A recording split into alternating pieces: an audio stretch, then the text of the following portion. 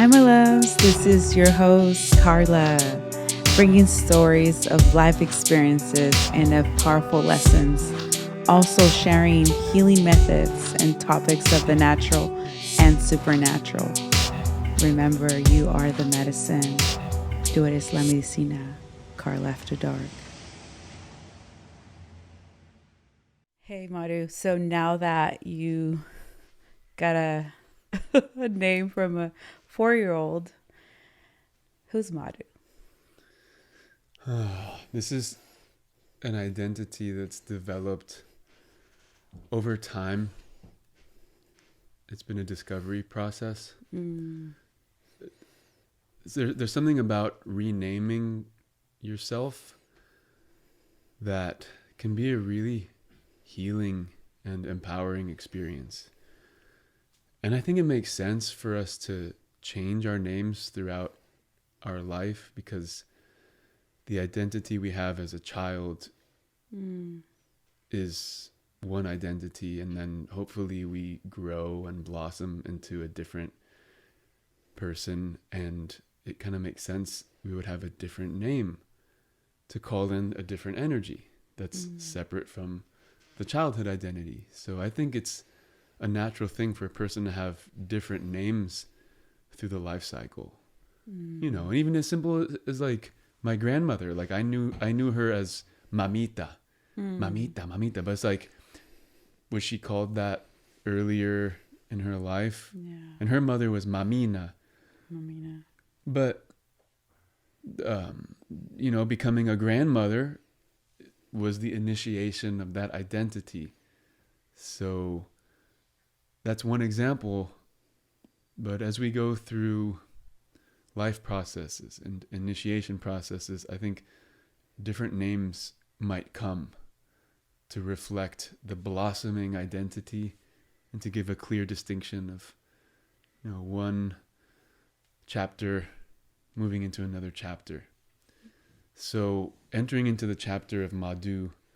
So, all right, it's an opportunity to call in these different energies, and all of the events that have transpired in my life since that time,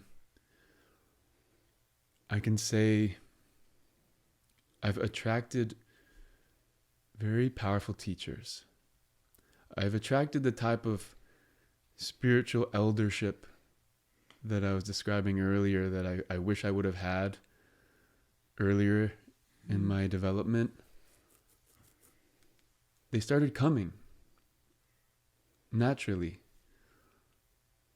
One teacher I met happened during this training in sound, voice, and music healing, where a number of different teachers and experts came throughout the 9-month course, one of whom is a man named Master Mington Gu. He's a QiGong master, and he came to our class and guided us through a sound healing practice to heal and balance the energies of our organs, 5 organ systems, and made us aware that we have 5 basic organ systems in our body, and each of the organs is responsible for a different emotion. And this comes from traditional Chinese medicine. It's understood that our organs have like a personality, and they will have emotional experiences that reflect being out of balance or in balance. And so how can we make the distinction, and how can we correct the imbalances and draw them closer to a balanced expression? So using sound is a powerful way to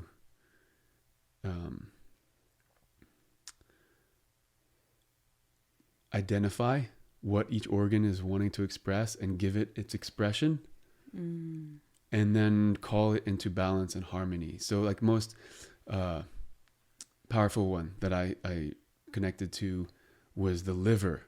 The liver is part of our purification system, and our liver is responsible for the emotion of anger.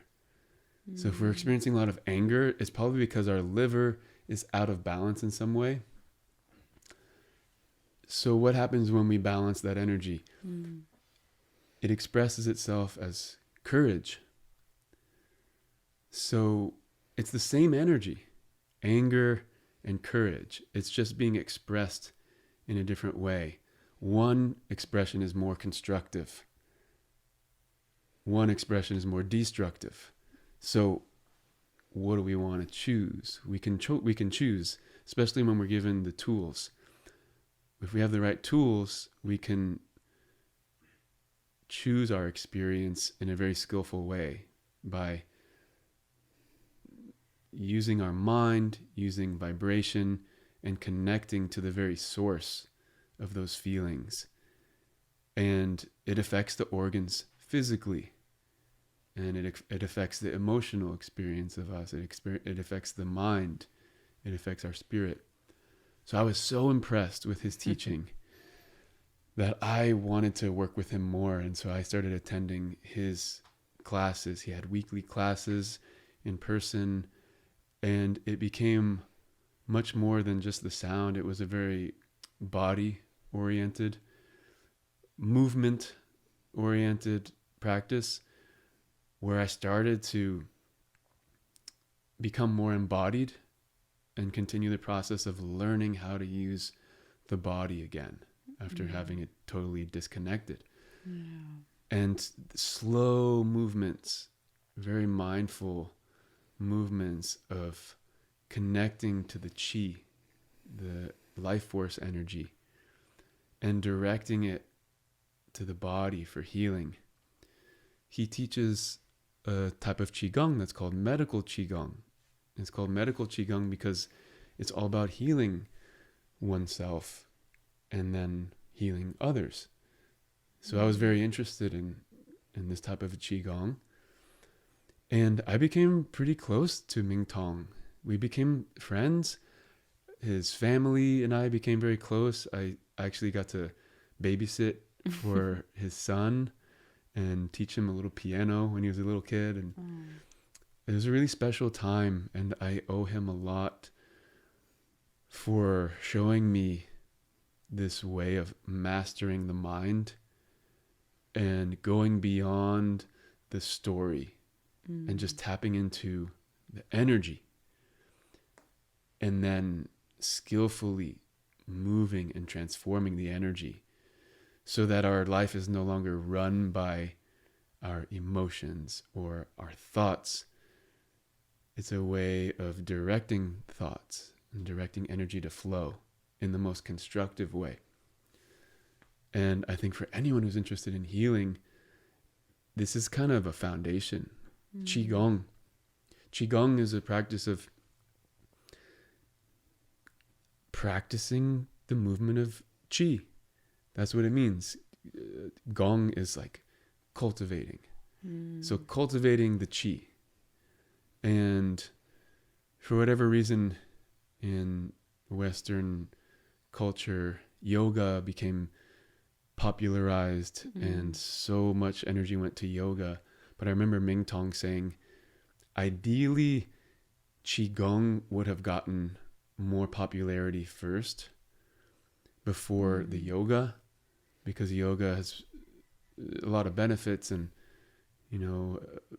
developing flexibility and opening the channels that way. But QiGong is really emphasizing the use of the mind and having a really strong mind to direct the energy. So it's more of a foundation. So I feel really lucky that I found Mingtong in 2010, and I studied really deeply with him for about 2.5 years. And it was during this time when I became Madhu, and he was one of the first people. He called me Matthew at first, and then I think he was able to transition and calling me Madhu.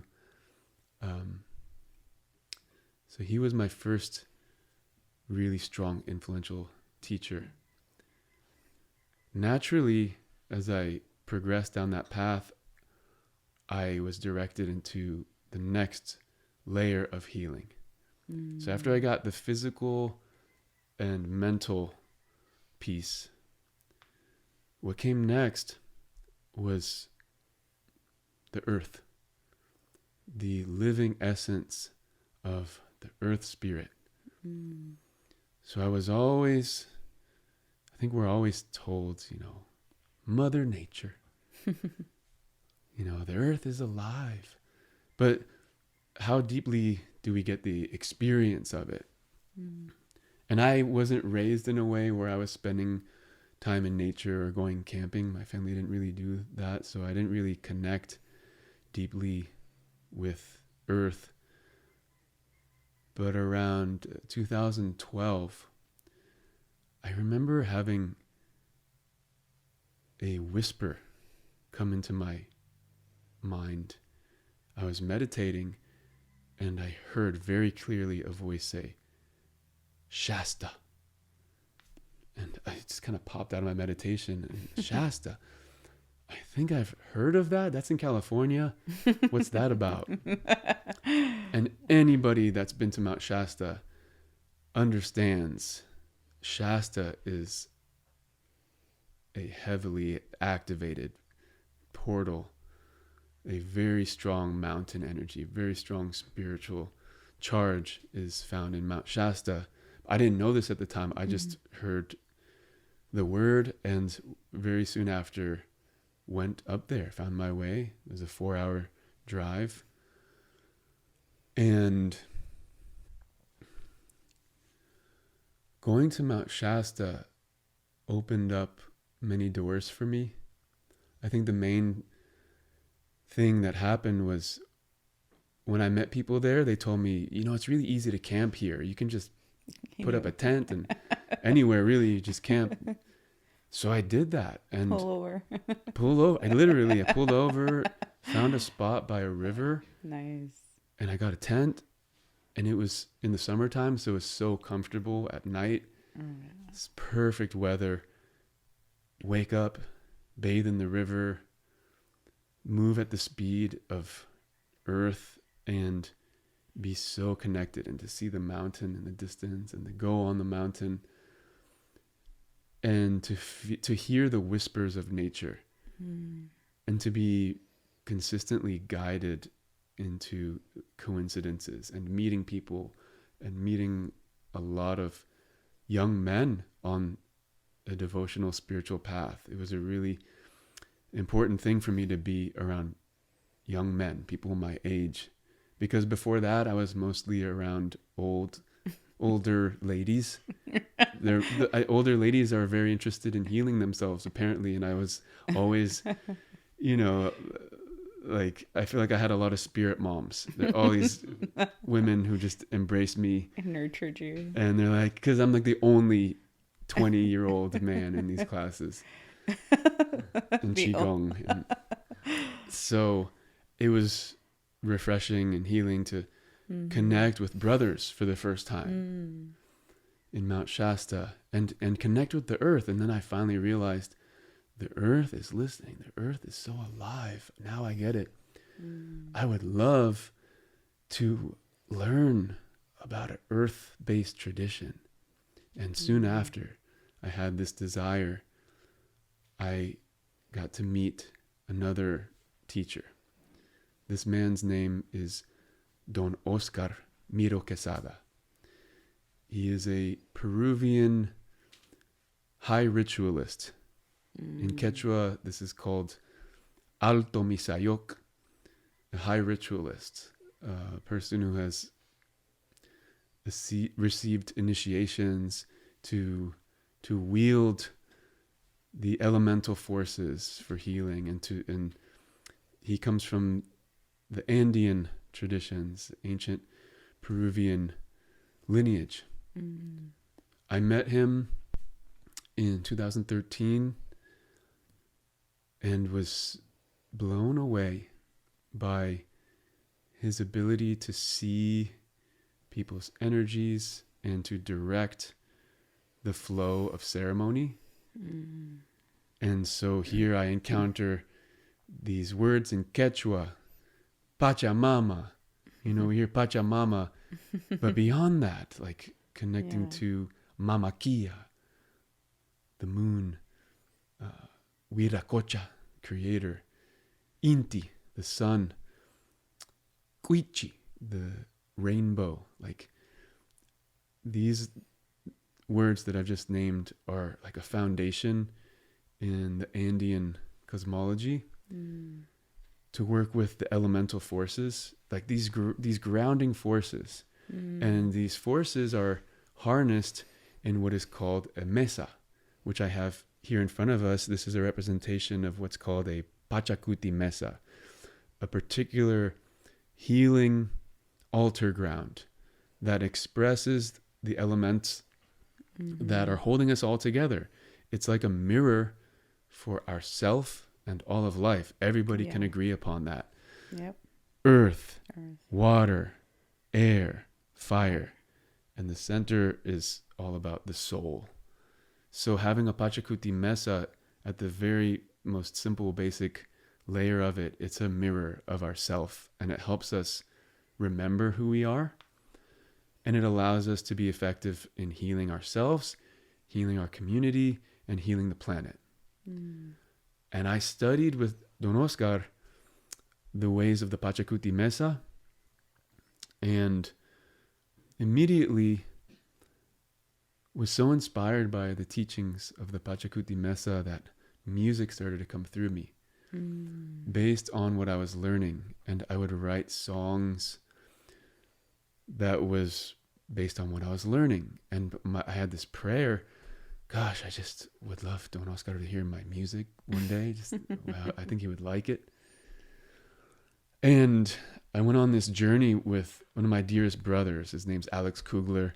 We studied this path together, and we sang together, and we got that opportunity to sing for Don Oscar, and he basically pulled us in and invited us to sing in ceremony.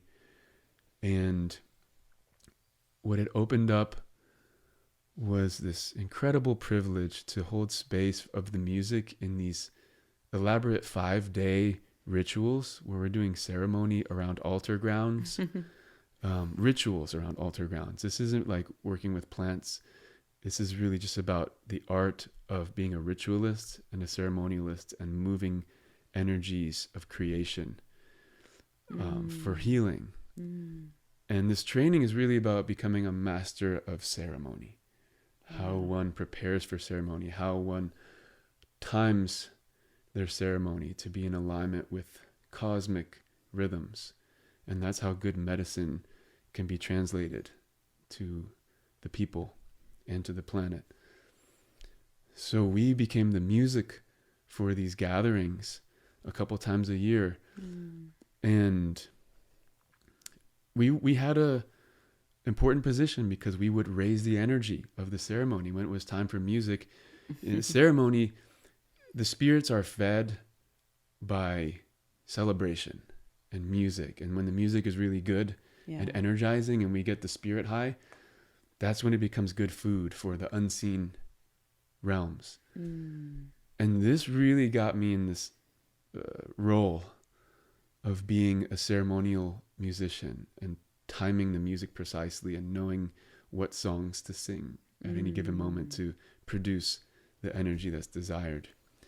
Wow, that's beautiful. Because that's exactly what I was going to ask you, but you obviously elaborated already how a ceremonialist musician, you are guiding it through your music. So at this point, when was your first experience using any kind of plant medicine or something that it was obviously you're connecting with nature, but at this point now you're being guided by Oscar, correct? And have you already experienced plant medicine, or what was the first medicine that you tried? Well, I think I want to distinguish plant medicine versus master plants. There you go. Because cannabis, I say plant medicine. Master plant, I think it's a different domain. At that time, cannabis was a part of my life. So yeah, plant medicine, I feel like it was a tool to open my channels, give me creativity, and it was helpful for a time, but the exquisite wisdom that can come through master plants and ceremonial communion with master plants is a whole nother domain that wasn't open to me until 2013 was when I first stepped in to attending a ceremony. This was with Huachuma, the San Pedro cactus, and going to a ceremony through the Native American church. And that experience felt so familiar to me. I feel like drinking San Pedro, I was like, well, this is a good feeling. And I feel so at home in this vibration. It was actually very subtle, even though I drank a number of cups. But right away, I was actually helping people around me who were having a hard time. Yeah. And I was put to work there. And then a few months later, I was learning about ayahuasca by watching videos online and hearing all these stories that I felt connected to, like stories of people having journeys and dying in the journey and realizing they didn't die and they learned all these things and then came back, because I feel I experienced that same thing through my process of healing. It didn't require any medicine, but it was an identical experience. So I wanted to meet people who were communing with ayahuasca because I felt like these are my family. I want to relate with them. Yeah. And I found myself attending a ceremony and again feeling so familiar. And yeah, I went to some dark places in the journey, but overall it felt very familiar to my being. And even in that ceremony, the leader put me to task and kind of noticed me and said, go do healing on this person. Like, you know what to do. So I'm like, oh, okay. I do know what to do. I'm directing healing without even touching this, just like using the Reiki training. Yeah. And I feel this pathway just opened itself to me because of my experience, my background, my upbringing, and whatever past lives I've had. I feel I was just picking up where I left off, and it wasn't a mystery to me. And for the most part, I felt very compatible with the master plants. And so that began a journey of communing with them every so often, learning from them, integrating those processes, and over time just continuing to like deepen that relationship and witnessing how healing these master plants are. Like that for most people, these plants know the body so well that it can extract the nonsense in a very efficient way. Yeah. And what I value of all the trainings I've received is, what do we do after these cathartic ceremonies where we are doing a lot of processing in a short amount of time? So then what do we do? How do we hold it and ground it into our day-to-day life and have ceremonial living and honor the unseen realms? How do we live in reciprocity to the vast unseen realm? We might not be able to see it, but there is a way we can connect to it. And it doesn't just involve master plant communions. Mm-hmm. It involves reciprocity, making offerings to the unseen beings that are always supporting us. We just have to remember who they are and how to offer them food so that this flow of what is called aini in Quechua, the flow of sacred reciprocity, can be maintained. And that's the responsibility of someone who's going down this path of Alto Misayok, master of ceremony. It's really about the art of reciprocity, because that's what holds everything together in balance. That's what makes our life in balance. It's not the ceremonies, like those have a role, but it's the maintenance of how we're living with our local environment and acknowledging the spirit that is alive, so alive and animated, and just waiting for us to acknowledge it. That's so beautiful. That's so beautifully said. I'm like, yes. Talking to you or just listening to you. I'm not even talking. I'm just like, wow.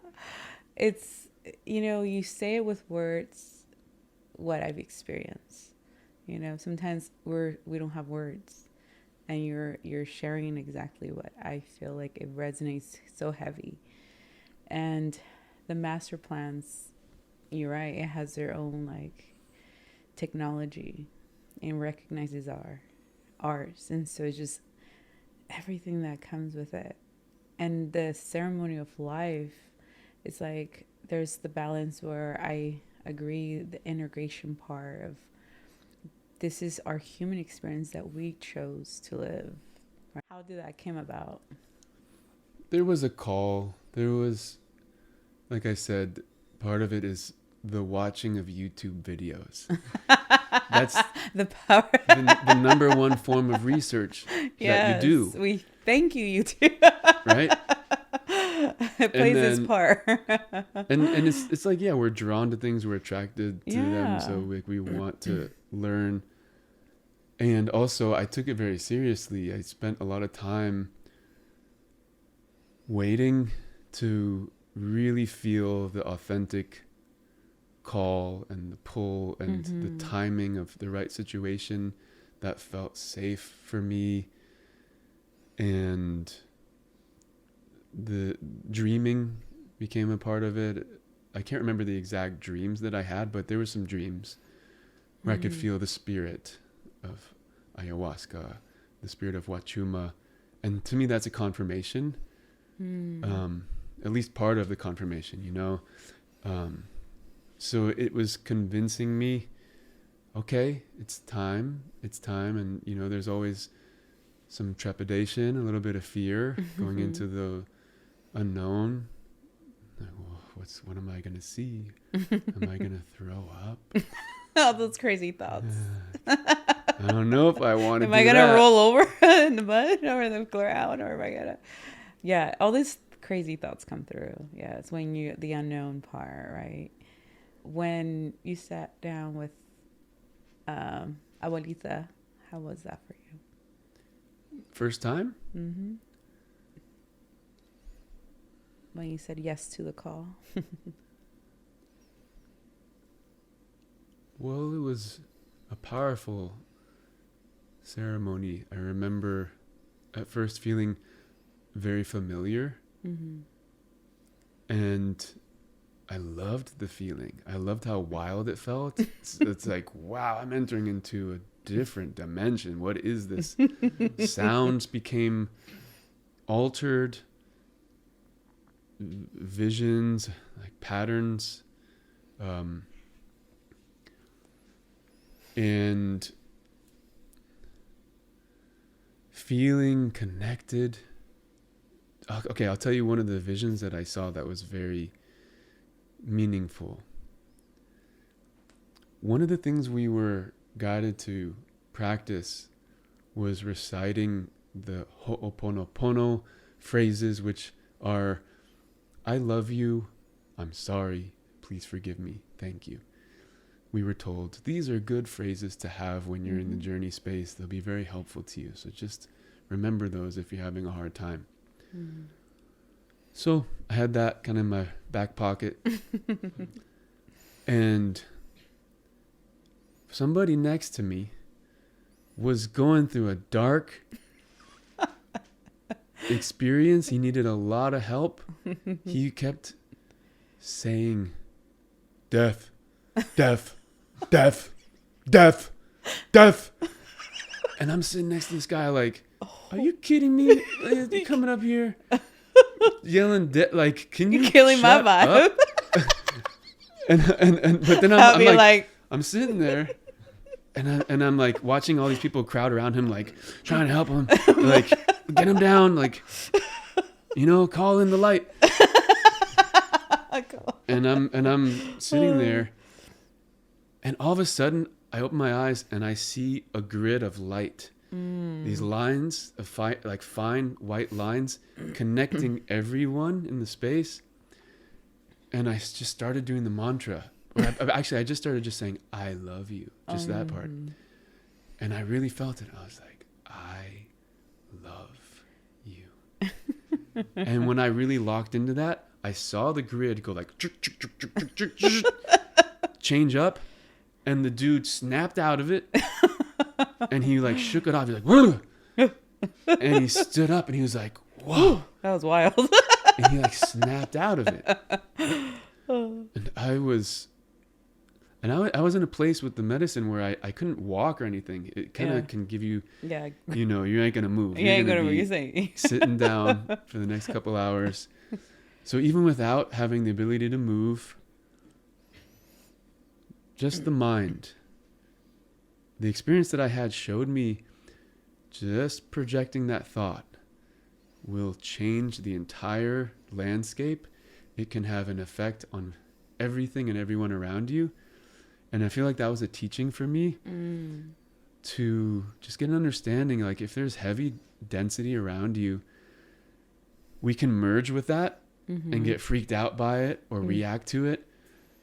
Or we can just like enter in our own space and call on these higher frequencies, a more coherent frequency, because the love is a more coherent and organized frequency. And I saw that. Wow. The medicine gave me that gift of seeing it in action. I've never had that vision again, but because I had it, it informs how I use my mind, my consciousness in a healing way. And it becomes a tool. So that was right away, first experience working with grandmother. It showed me that valuable teaching. Wow. That was like what I call you're completely alchemized. Like you're just completely with your own energy, and that you pulling that out, like love, you know, that's such a powerful word. And I think when you connected with that, you're already in that vibration. You shifted, you know, energy shifter right there. That's beautiful. And from that experience, that's one that you feel like is very vivid. What other one that you knew that you were going to be a ceremonial, like the musician that you are now, that took you there, like slowly or? Well, one of the main facets of working with master plants is the way that they want your voice to come out and express through song. And that's one of the most healing aspects of working with these plant teachers, is they will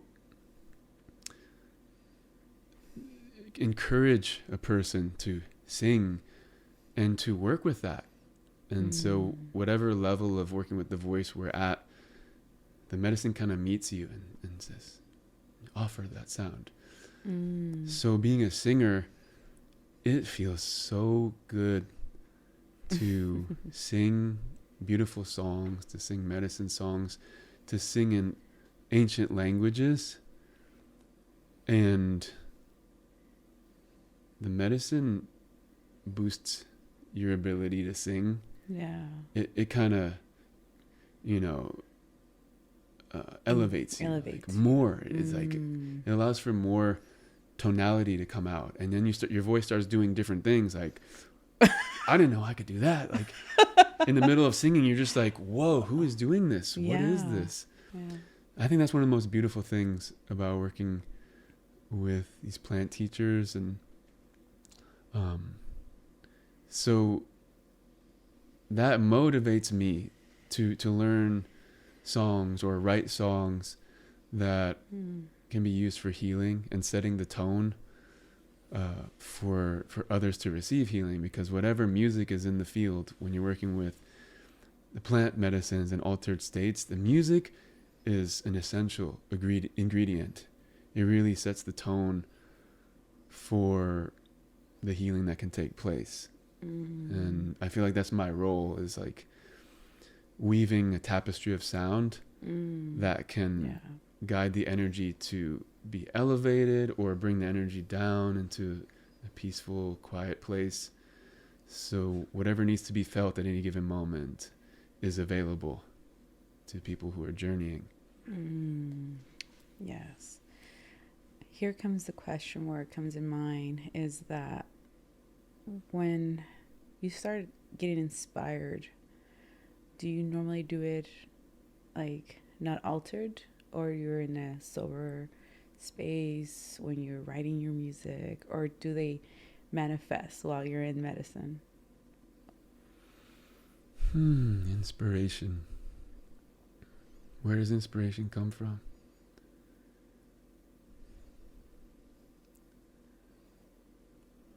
I feel inspired in my music collaboration with my dear soul brother Egamin Sanli. There's something about soul family. Yes. I think one of the greatest prayers a human can make is, may I be reunited with my soul family. I remember when I went to Mount Shasta in 2013 and I learned about this concept of soul family and the prayer, and going into the dream state, and like at night before you go to sleep, asking your dreams to connect you to your soul family, and allowing that to happen in your dreams so that it starts to plant seeds for it to happen in reality. And what I've witnessed is, steadily I have met people in my soul family, and now I feel like I have a huge family. I'm reuniting with everybody. I know, you're reunited with me. Right. I've got a huge family.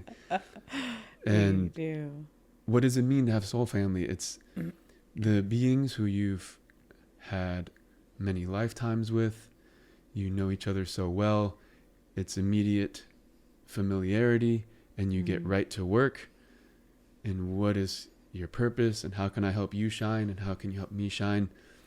And when I met Ege, immediately we entered into this divine current of sound and spontaneous creation. And we just like, it was as if we've known each other our whole life. And we jumped right into that, and we can just make magic happen instantaneously by the way that we create music together. It's our language, it's our connection. And so we've created a lot of music, a lot of archives of music, and so much of it is just spontaneous, on the spot. Beautiful. Comes through. Yeah. So when we talk about inspiration, immediately I think about Ege and how we go there together. And it is the most joyful thing. Like when we do our music and then we look at each other afterwards, it's just like, yeah, we get to do this, brother. It's magic. Yep. That's so awesome. Do you have a brother that's an inspiration? I'm sure he feels the same with you, because you guys have this collab. And you guys, how much work have you guys done together? Or do you started with him, or? We met each other, oh gosh, I think it might have been in 2018. And at this point we have 4 albums we recorded in a studio, and 10 live albums. I don't know. I lost track because we have a lot of live material. Yeah. So we have archives. I remember one time we did a spreadsheet of all the songs that we've created together, and it's like 150 or something songs, different chants, different songs. Some of them we've only done once, because everything we do, so much of what we do is just channeled in the moment, and it's like in its perfection. That's the wild thing. Wow. Is that we're in that inspiration channel, and we'll write a song like in its completion in the moment, and luckily we may have hit the record button. Usually we do. So we're capturing it, and we listen back, we're like, wow. We just brought down the whole universe into that moment. That's so powerful. And then we have to try to do it again. And that's the trick. It's like, how do we recreate that? Right? And we can. We do it. But every time it's a little different. Yeah, kind of just a little twigged out. Can I ask you, I'm sure, you said 150. Okay, together, right? How about by yourself? I don't really count these things, but like I got handful. I got songs. So I have another amazing album I did with my friend Alex Kugler. It's called Chaskapunku. I'm very proud of this album. In 2017, it's from the Pachakuti Mesa Tradition, music that inspired us through that tradition. And this album has a number of songs in Quechua, has a couple songs in Spanish, has one song where I'm chanting in Tibetan and Alex is chanting in Hebrew. Oh. Very interesting. I don't know any other song out there that has that. We ended up calling... Is that on YouTube? Probably. Yeah. The name of that song, we called it Jubu. Jubu. That's a phrase. People who are Jewish and Buddhists, they're called Jubus. There's a lot of Jews that turn to Buddhism, and that's a Jubu. That's a Jubu. and like, I guess I'm a Jubu because like I grew up Jewish, and then I went really into the Tibetan Buddhist path and learned many different chants in Tibetan. So in this track, Jubu, I'm chanting the 100-syllable Vajrasattva mantra while Alex is chanting in Hebrew. And I was like, we need to call this song Jubu. Like, what else could this be called? So it's kind of funny. And so this album is one that I'm really proud of. My solo music, I have some live material. I don't yet have a solo album. I know I need to do that in my lifetime. You read my mind. I have a lot of songs out there. I think my most popular song is called Rainbow Warriors. I was just going to ask you about that one. So, I swear, I was letting you quiet, like, go ahead, finish. And then I'm like, so yeah, Rainbow Warriors. Yeah, this is a song that's got a lot of popularity over the years because it's kind of like an anthem. Yeah. It does feel very empowering. The awakening, the awakening being, the being who is remembering the luminous nature of who we are, like beyond the eyes that can see. We are the full rainbow spectrum of light, like a prism. Like our eyes might not be able to see it, but we have this energy body, which in Quechua, it's called Pokpo. Pokpo is the energy bubble that surrounds all living beings. And it's a luminous egg. It's a bubble. And some people can see that. Some people can perceive the Pokpo. And when we make that shift and we see the unification, like everyone is a beautiful, luminous being, that's the beginning of this process of being a rainbow warrior, someone who is devoted to remembering, we are spiritual beings having a human experience. And so the human experience is filled with all these illusions, which makes everything confusing and makes our mind create all these definitions of separation. You know, you're this, I'm that. And you know, I want to go back to like my childhood, because I appreciate being confused about my cultural identity. So when I grew up, I went to a pretty diverse high school, which I feel really fortunate that I went to a high school where I got to have friends of every ethnicity. But when you're in a school setting like that, there's a common question that gets asked by the school children. They ask you this question: what are you? What are you? I'm a human. Are you Mexican? Are you white? Yeah. Are you? Yeah. Wait, what are you? What are you? And you have to, like, to fit in, you got to figure out what you are, and then Mix. and then you also can discover like what you're ashamed of, because like people ask me, what are you? And I'll be like, well, I'm Puerto Rican. I didn't want to say anything about being Jewish though. Why? Well, being Jewish can It does have a carry a lot of baggage. Yeah. We have a survivor story. I have a survivor story. I am the product of a Jewish woman who survived in the early 1900s, the pogroms, the slaughtering of Jewish people in Ukraine. My great-grandmother and my great-grandfather had to flee Ukraine. My great-grandmother was 16 years old and had the courage to leave the whole family. Wow. We believe that her 3 siblings and her parents were all murdered. There's nothing left behind for them, but she survived. My great-grandfather survived. Were able to get on a ship that brought them to Argentina for 1 year and then go to the United States. This is fascinating. This is what I'm telling you. Because while in Argentina, they became pregnant. And so when it was time for the boat to leave, my great-grandmother was 9 months pregnant, and she needed to lie and say she was only 6 months pregnant in order to get on this ship. So they accepted her. So on this 11-day journey, Lord. after 3 days, she starts going into labor on the ship. And they have to move her to first class, and the doctors deliver the baby, my grandmother, on the high seas. Just outside of the Bermuda Triangle was my grandmother born. And they had no money.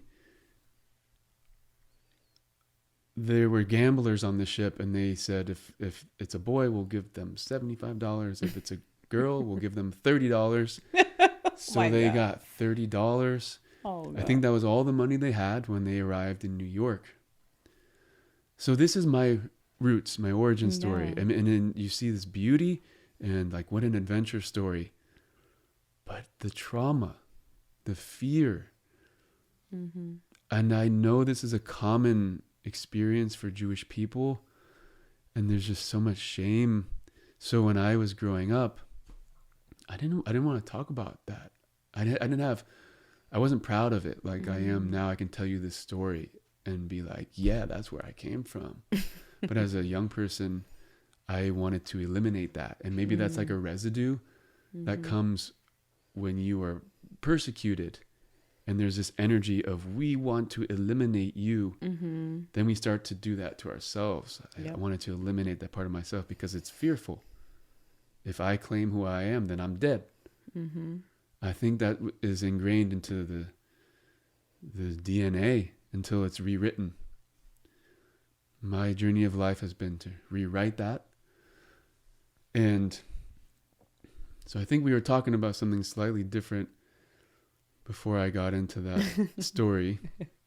But I felt Backtrack. It was important to tell. Yes, it is important because that's showing where the diversity, right? You were ashamed to express that you were Jewish or brought up Jew.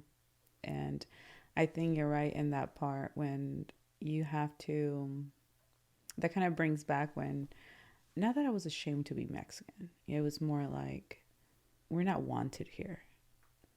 Right? So rejection is huge, ingrained. But then again, it goes, I've seen in my visions and journeys, healing my lineage, healing my ancestors, healing the woman in my lineage.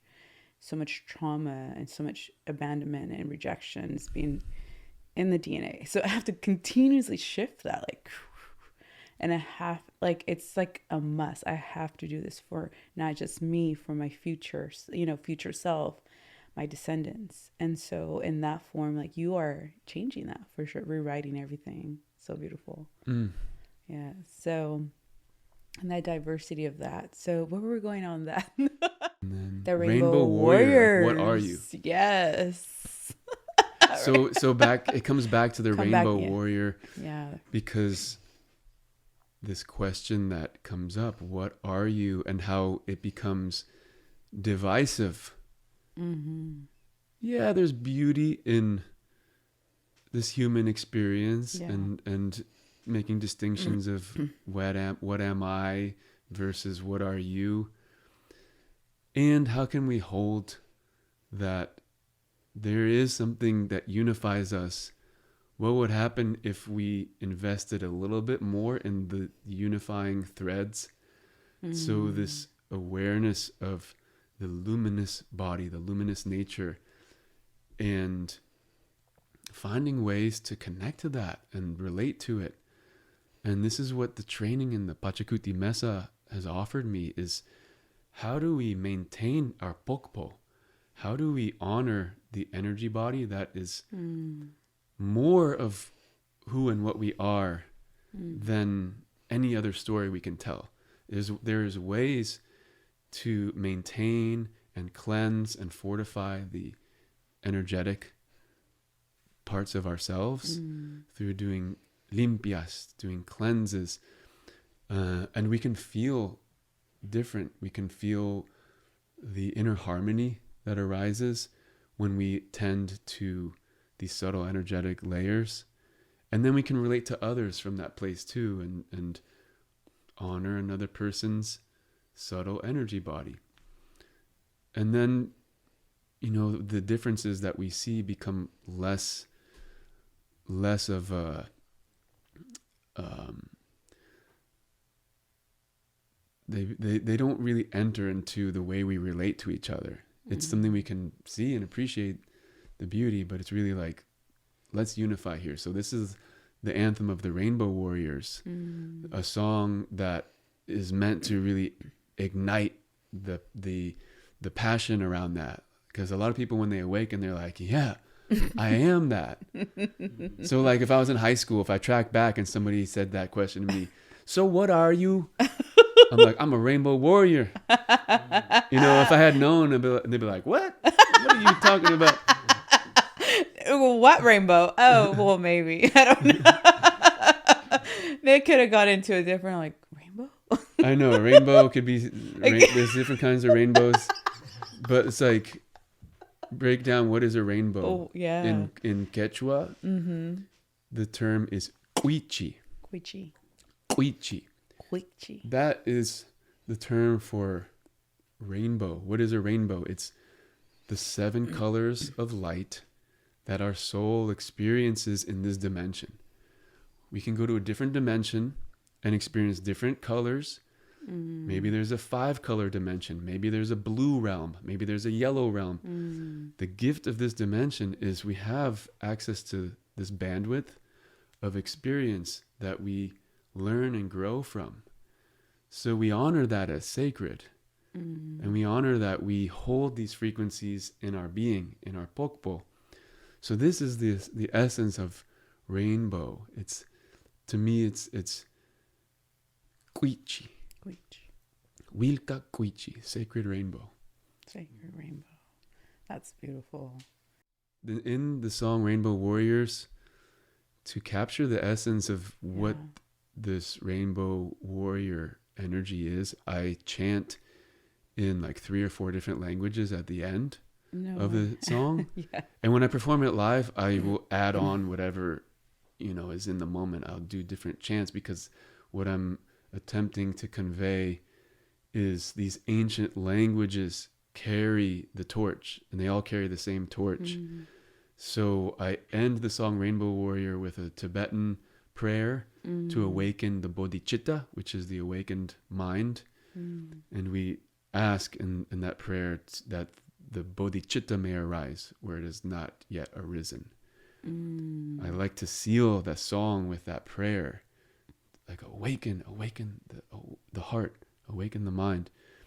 And I also sing the Shema, which is a Hebrew prayer, a prayer that is to unify. In the prayer, it's like all of Israel. Really, it's about the enlightened consciousness to be heard. May all the enlightened ears hear this message that God is one.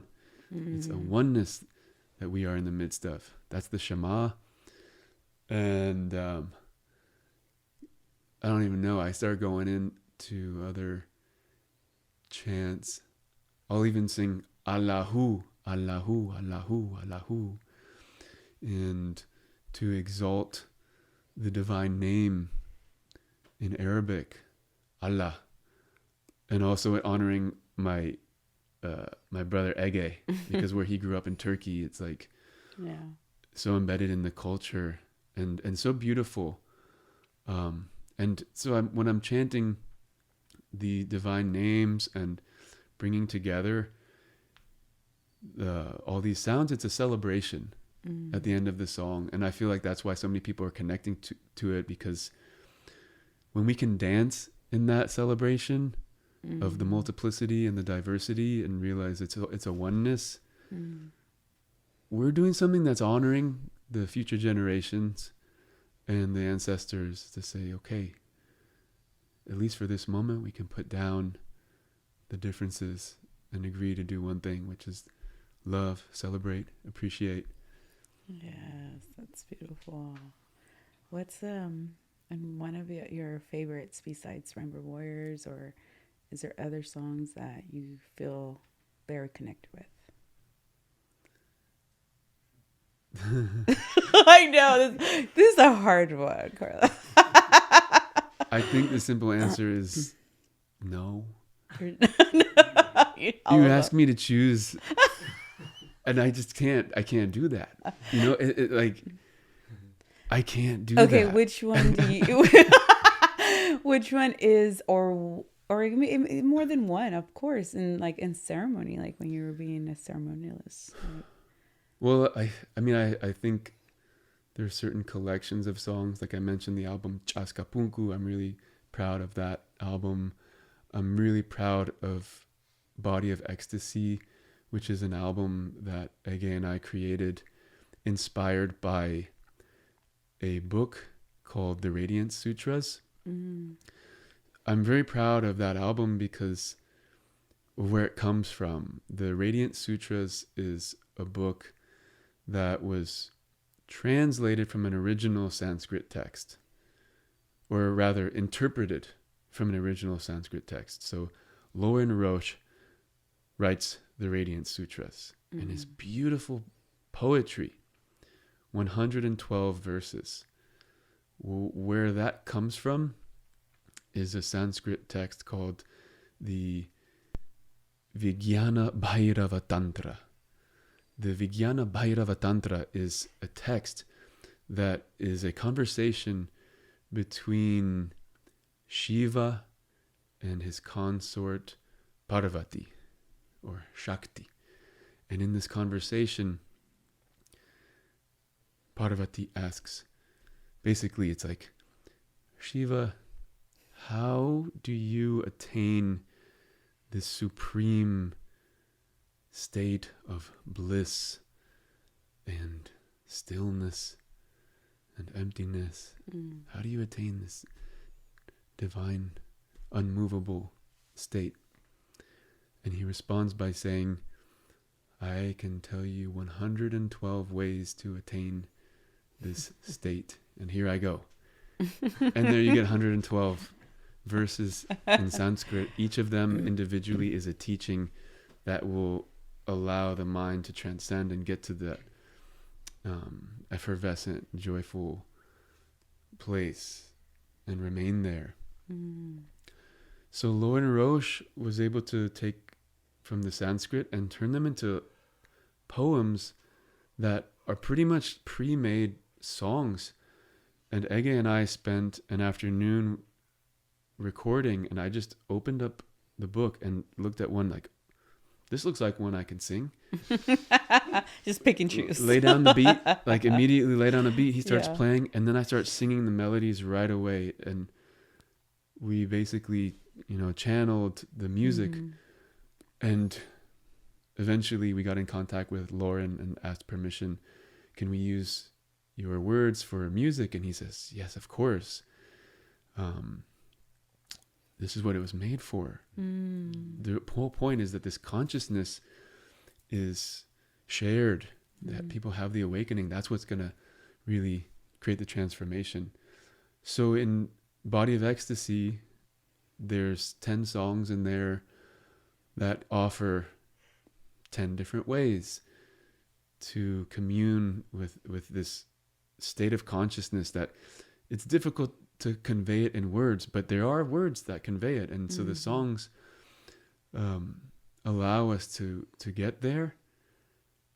And I'm very proud to have songs that guide people through an experience of connecting to that consciousness. And because they're catchy and you start remembering the words, they serve as reminders. And what I witness for myself is their teachings, teaching me, like if I'm ever going through a rough patch, well, there's a song for that. And that's what starts running through my mind. And then I learn and grow from it. And I witness people who are close to me that know the music also remembering through the pathway of the songs.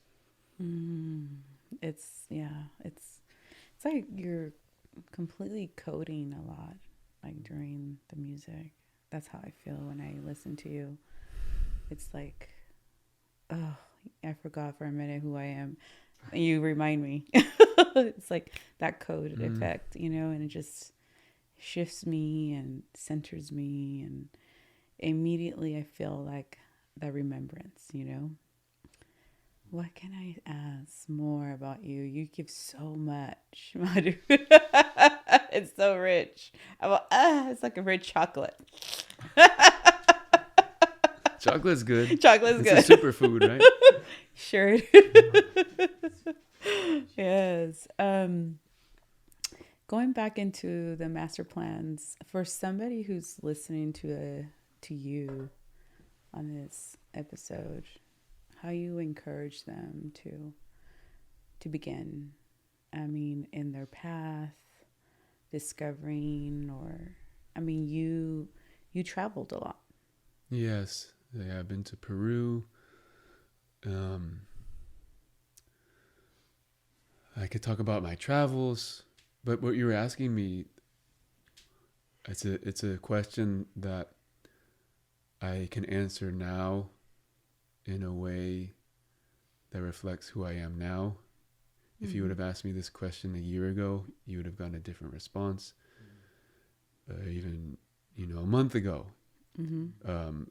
Really, it's a question I imagine I would answer differently in a year from now, but where I'm at now, any person that is seeking to have communion with plants.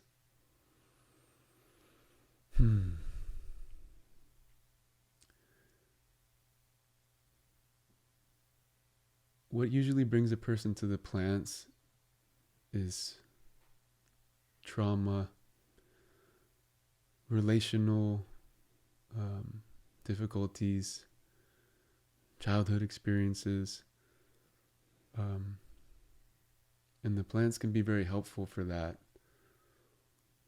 to begin a process of reclaiming the parts that have been severed. we can't expect that process to be completed by the plant allies. They're allies. They can really help. They can do a lot. Maybe even sometimes they can give you the full integration. So to approach it not as a destination, but as a part of a healing process that ideally has a foundation around it. Community is so important. Having guidance. At this point, when working with plant medicines and entheogens is becoming so important for humanity to have the deep healing occur, at the same time, integration is so valuable. And what does that mean? It means having some support around the ceremony itself. Community, or even a professional, someone who has skill in bringing a person back. So in any indigenous culture, there's rites of passages. There's initiations that must occur to bring people from one stage of life into the next. The most important aspect is the way that they're welcomed back to the village. We don't really have a village in our Western society anymore. Everything is so scattered. We have to manufacture a village in some way, or create it, or at least get the essential ingredients of the village. And so how we come home, who greets us, and allows us to tell our story so that we can make sense and digest the experience, and then make the changes in our life to honor the transformation that took place when we communed with that wisdom plant. So first thing I would tell people is really don't look at the experience of the plant medicine ceremony to be like the destination. Think of it as a part that's going to stir up a healing process, and look around for the infrastructure and find a way to have strong container. So that's how I would advise someone. And I keep pointing to this mesa.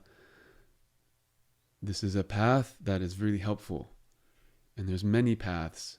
I think when we have teachers, elders, communities that are grounded in the ancient ways, it helps us have that infrastructure. And I wouldn't say it's a requirement, because certainly you can have an experience and it's still powerful, but it's helpful. And my aim is, my wish is for people to have these experiences, and that they be truly healing and nourishing for the long term, not just a temporary amazing experience. Wow, I saw incredible shapes. Like, that's a sacred geology. beautiful. Yeah, absolutely. Yeah. And how are we gonna, bring that? Because there is wisdom that will come, and then implement it in our life. So like how who's gonna catch you after the journey? Even if it's just like one person, a buddy, a spouse, or a therapist. Yeah, very true. I think that's, for me, actually one of the most important part. It's who's going to catch you. Because, again, we go back into experiencing feeling alone in your path, and you just don't even know where to start, where to go. And sometimes that can, you receive so much information, you don't know even how to process at times. And I think the most important thing for me when I didn't know how to navigate stuff in 2020, it was, I asked for my guides. I asked Higher Power Creator, Pachamama, to guide me. I know that the medicine was inside of me. And so if I could open the path for me to see what I need. And I called up, like you said, your soul family. So I created during COVID time the Moon Circle, which was all women. So I needed sisters, like, to help me, and I'm sure they needed me as much as I needed them. And some of them, yeah, they sat with Aya, but that itself, it was like they didn't even know how to process it sometimes. So coming together, and we were consistently trying to do it monthly or even sooner, just gather 4 of us, 6 of us, and we just come together and just shed together and express around the fire and transmute whatever doesn't longer serve us. And that was a form for me to let go. Sometimes I didn't even know, like, okay, I let go, but how do I let go? And the guidance was coming. And I was like you said, like the downloads were coming in. It's like, this is how your ancestors did it. And the jungle thing, I heard this once from someone. It's like the jungle called me, but the jungle came to me. And so I wasn't able to go to the jungle. I wasn't able to go to sit with a maestro or maestra. But I call upon the spirit, because we're one. And I understanding that, like, the guidance will just like get all the information. Of course, one day I would like to experience that, like just be able to sit with a maestra and be able to more remember, And I figured your experiences in the jungle was amazing, and be able to have those fasts, the dietas, right? How about those dietas? I want to talk about the dietas with you. Well, before I go there, Yeah. I think what you're touching on with the women's circles is so beautiful, because that's it. Like, really, that's the medicine. And even if there was no plant medicine, that would be all you would need. And like the plant medicine kind of augments what you get with community and the sisterhood. And the practice of invoking the ancestors, invoking the elements. These are things also that help a person before going into working with altering the consciousness with plants, to have familiarity with invocation, calling in, because this is the ancestral way, the ability to call in the forces. In the Quechua tradition, it's called Kamasqa. Kamasqa are the living powers of nature. And so to learn how to call them, and it's not difficult, it's just a matter of practicing. And in so many indigenous traditions, there's a calling to the directions and the different forces that exist around us. And that's kind of a foundation. And to me, that's beyond working with the plant medicines. It's part of the just day-to-day spiritual living, mystical living, is having the ability to call on these things. I think the plant medicines help us to see beyond the veil, and then we get it. So then we can realize, oh, it's always present, and trusting that when we speak to these unseen energies, they respond. So yeah, now this question you ask about dieta, working with the dieta is really the most skillful way and most demanding way to work with master plants. And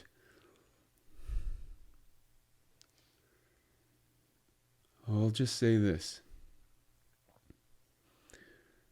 when we make a sacrifice like fasting from food and taste, salt and sweets, we will uncover these layers of ourself and emotions and habits and patterns that we wouldn't be able to see because we can mask those patterns with foods, tastes. So this is dieta, as I've come to learn about it, is a Shipibo tradition from the jungles of Peru. And dieta is a period of fasting. In the Shipibo culture, this is a period that's called Sama. And Sama is the time in which a person fasts and spends a lot of time in isolation, fasts from certain foods and tastes and salt and oils and sweets. But you're still consuming nourishment. You're not eating food. And there's many plants in the jungle that have healing ability and a spirit that can teach us. Plants that grow by the rivers, different trees and shrubs that all have an essence. And that is what is dieted. And so there's an elixir that is ingested of one of these master plants. So bobinsana is a plant. Chiricsanango is a small tree. Ayahuma, a very large tree. Many different types of plants that exist in the jungle that are consumed and alternating with then consuming ayahuasca, which serves to be like an amplifier. So that plant that's being dieted can come to the forefront of the consciousness and start to work with you. So this is, I could speak a lot. I don't know how much, but I think I just want to point out that any person that decides to diet in the jungle, it's a strong path. It's not for everybody. One really has to be called by the plants and authentically feel like the plants of the jungle are asking to be in service with you. Because that's a big journey to undertake, and flying all the way down to a jungle where you have so many plants here, like all around us, wise plants. And so we should also just connect to what trees are growing around us right here. What flowers, like rose and the basil, the bay tree, the oak tree. So we have many plants all around us that are wisdom teachers. It's not like they're devoid of wisdom if they don't come out of the jungles and the Amazon. There's so much plant wisdom to tap into. Yeah, so thank you for sharing that, because I'm sure there's a lot of people that they're on the path and they probably feel like, I need to go to the jungle because everybody does it. But I think you said the key word is like, if it's calling you, if you feel that's the call, because it is, I do agree that it's not easy when you go to a dieta. I mean, so far when I talk to people that done that, you're definitely a warrior. You're just crazy because you're like depleting yourself of minerals and bringing yourself to the edge, which is the whole realm of initiation. It's like initiation is hard. Like the challenges in life. We're a culture that has lost rites of passage, like the proper rituals for rites of passage. Like, how do we initiate young people at the age of 7 when it's time for them to come into this world and enter into a new phase, or at the age of 13 when a young person is supposed to go into adulthood, and some things are still in place, but I feel like for the most part, authentic rites of passages where really strong challenges are not a part of the fabric of the culture. And when we don't have rites of passage, our psyche is impacted in a way where it makes life difficult to navigate. And so subconsciously we're seeking the initiation. And so that's why healing crisis can occur, because there's a part of our spirit that's like, no, you need to confront death in order to truly transcend. And we need these things. We need to have rites of passage that are culturally appropriate and ways that our ancestors did. And I feel like there are a lot of groups and communities that are trying to remember the ancient ways of ritual, so that we can do these things in safe ways, instead of just trying to guess at like, oh, I think I need to have this cathartic experience, I'm going to just send myself there. But it might not be healthy. Like our body might need a little more tending, and maybe there's another way. But we're all in this exploration right now of remembering, doing our best to remember how to live in a sacred way and give ourselves the right kind of challenges and be able to come through on the other side and like be greeted by community and like, we got you, you know, you are victorious. We welcome this new being. Let's do our work together. And now, you know, it's time for you to do your sacred work. Yeah, because I always feel like healing is very linear. You're never arrive. You're always discovering. You're probably healing things from not even your stuff, to be honest. Like sometimes it's not even my things. Like, you know, safety. Yeah, I think as a female, as a feminine woman healing, I feel like I'm tapping into security, safety, nurture, balancing my feminine energy with my masculine energy, and all those things that come with. And a lot of people don't even go that far. They're just still healing about what happened to them at 3, or, you know, the recollecting memory of their childhood that they blocked, you know. And there's so many, when you talk to people, they're in different stages, you know. What stage are you at?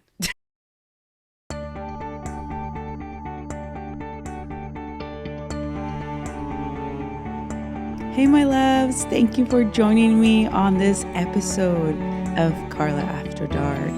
If you enjoyed this episode, please like and subscribe. Share them. Follow the link below. I'm looking forward to you joining me on my next episode. Thank you for your love. Namaste.